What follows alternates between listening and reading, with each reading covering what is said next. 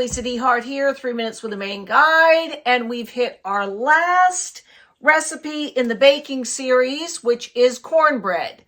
So we're going to put together a cornbread. It's going to be a cup of flour, a cup of sugar, a cup of cornmeal. I always think of it as a cup when I do it. And then it's, once again, I'll have the recipe up, but it's going to be 3 teaspoons of baking powder and 1 teaspoon of salt. So, once we get all this combined, this is going to be the most complex. I'm going to write on the Ziploc bag that it's going to take 2 eggs and a cup of milk to turn this into cornbread.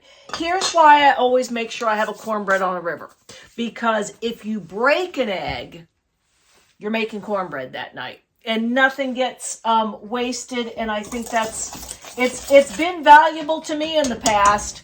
And plus cornbread is fabulous. If they don't eat it at all for dinner, which is rare, they'll just slam it the next afternoon with peanut butter and jelly, which is amazing. So, a cup of cornmeal, a cup of sugar, a cup of flour, 3 teaspoons of baking powder, and then a teaspoon of salt, and then an entire stick of butter. Look away, look away.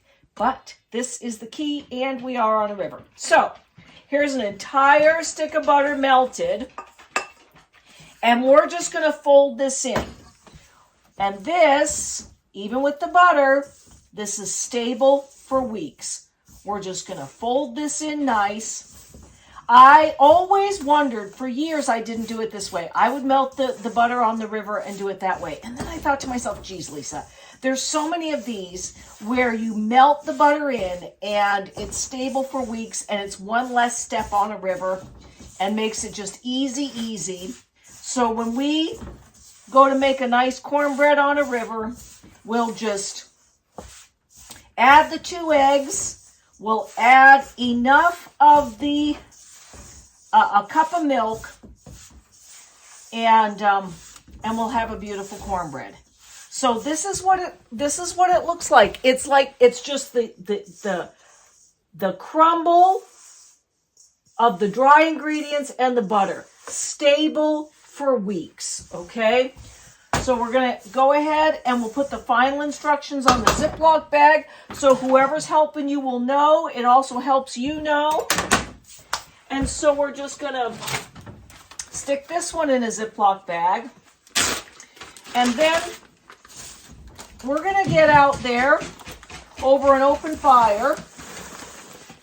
And I'm going to show you how easy it is once you've got the mixes made and how fast you can just bake on a river.